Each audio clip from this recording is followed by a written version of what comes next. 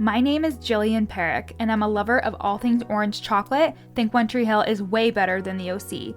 And as a person who stutters, I hope to one day inspire women with invisible disabilities to overcome their limiting beliefs and start the business of their dreams, just like I did. I'm a mindset coach specializing in imposter syndrome, helping women beat their inner imposter using neurolinguistic programming, hypnosis, and time techniques. And this is the From Imposter to Empowered podcast. This podcast is for you if you're an entrepreneurial woman trying to navigate the online space with a lot of passion and a lot of uncertainty. If you feel like your ideas are unoriginal, that your message isn't necessary or important, or like you're a complete and total fraud, then you've come to the right place. This podcast will take you from imposter to empowered with ninja-like brain hacks, easy to implement strategies, and uplifting real talk to make you feel like everything you want is in reach. Let's get started, girlfriend.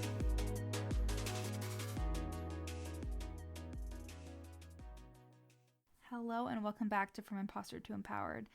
Today's episode is going to be about self-forgiveness. It's going to be relatively short because it's basically a precursor to a free live video, I guess you could say, in my Facebook group, and it's going to be a self-forgiveness ritual. This is something I actually did recently in regards to money. I was reading Get Rich, Lucky Bitch. I forget what the author's name is, but it was amazing. It was a really good book. If you haven't read it, you definitely should, especially if you're an entrepreneur growing your business. But it can basically apply to anybody, and I really liked it because what I did was actually a forgiveness ritual, which I'll be doing with you in the forgiveness ritual that I'm going to hold in my Facebook group.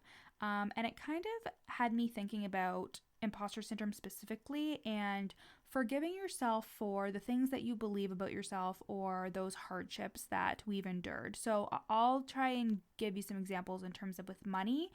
Like I used to tell myself that I'm not good with money, that I can't hold on to money, that I don't deserve money, just like, regular beliefs around money.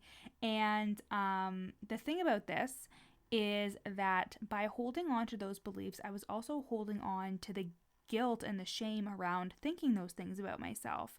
And when it comes to personal development and I feel like we spend a lot of time shaming ourselves. Like, for example, whenever I'm meditating, whenever my mind wanders, I have to remind myself, don't be judgmental of myself that I can't sit still for 10 minutes without my thoughts deviating. Because I think in the beginning, a lot of personal development can feel like you're shaming yourself because you think you should be acting a certain way or thinking a certain way, but it's really just the practice of bringing yourself back to awareness and realize if you're having negative thoughts or if you're being judgmental or whatever, and then pattern interrupting those thoughts. It's never about being perfect, and I think that has to do with all types of personal development, but we spend a lot of our time shaming ourselves for the decisions that we make, whether it's subconscious or not, whether we consciously think oh wow, I feel like shit about this, or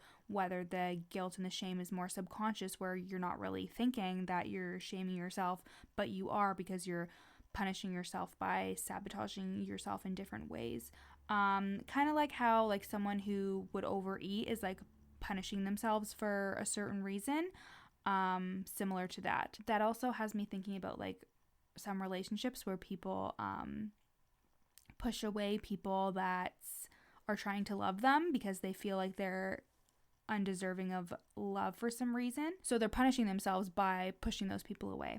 Anyways, the point of this is to get across that when I was thinking about imposter syndrome specifically, I was thinking that forgiveness really helped me overcome those inner impostery thoughts, and it's that compassion and self-forgiveness that helps me move forward from those thoughts that I have about myself. It's that, wow, what I'm doing isn't good enough, and then I turn around and say, it is good enough, you're doing your best, you're just learning, it's not hard, it's just new.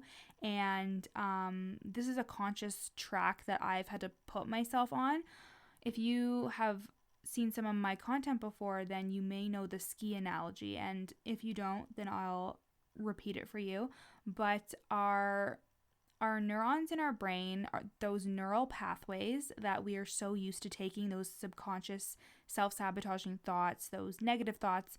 Those are the grooves in the snow that we ski down all the time. We're so used to it. It's the pathway. It's nice and groomed, and like we've been there so many times before. But to veer off track is to go down a different path, to create a new path. And even though it may seem like you're never going to be able to get down it, or it's hard to deviate from the groomed path, it's really important to keep doing that, to keep pattern interrupting your thoughts and keep showing up for yourself with compassion and self-forgiveness, because over time that more positive way of thinking is going to become a groomed path, and it's going to be where your skis automatically start to go.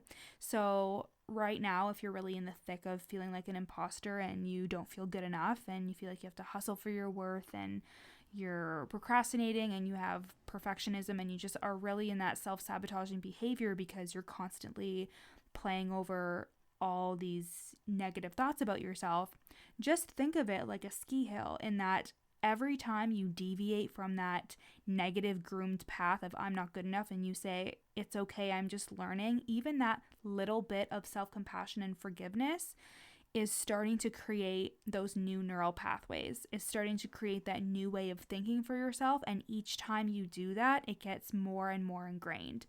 When I started therapy, I started journaling, and journaling was so helpful for me in really realizing what kind of beliefs and what kind of thoughts I was having on a daily basis about myself, and slowly changing those things to compassion, even if it's not necessarily like the most opposite of your negative belief. And I actually teach this in my course that's going to be coming up, called From Imposter to Empowered, the mini course. So I have the podcast named that, I have my Facebook group, and now I'm turning it into a mini course.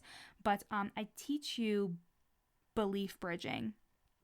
And belief bridging is going to be a really great way for you to start off with more neutrality when it comes to changing your negative thoughts, because you can't go from completely negative thoughts about yourself to completely positive. It's not enough for the brain to recognize. It's not believable to the brain. So we do belief bridging. But every time I met myself with more compassion and more self-forgiveness, I was able to pull myself off that same groomed track of negative thinking and like be thinking something new, and slowly change those neural pathways in my brain. And that's what compassion and self-forgiveness does for you. And with this ritual, you're going to feel so much lighter. You're going to feel so much better. There's going to be hypnosis, and it's going to be amazing. So I'm going to put the link in the show notes for my Facebook group. And then when you join the Facebook group, you will be able to see the events. And when I schedule it, I'm not quite sure right now because I don't know when this episode is going to come out, but it will be scheduled by the time I schedule this podcast and it's out and you're listening to it. So make sure you go to the link in my show notes and click that. And I can't wait to have you. Thanks so much for listening to the From Imposter to Empowered podcast with me, Jillian Perrick. If you loved this episode, take a screenshot and share it on your Instagram story. And don't forget to tag me at Your Coach Jill. Of course, I'd love for you to rate the podcast 5 stars and leave a review. And if you screenshot your review and send it to me at Your Coach Jill on Instagram, I'll send you a free gift. At the very least, make sure you follow me on Instagram, again at Your Coach Jill, for tons of free content, strategies, and inspo. See you next time.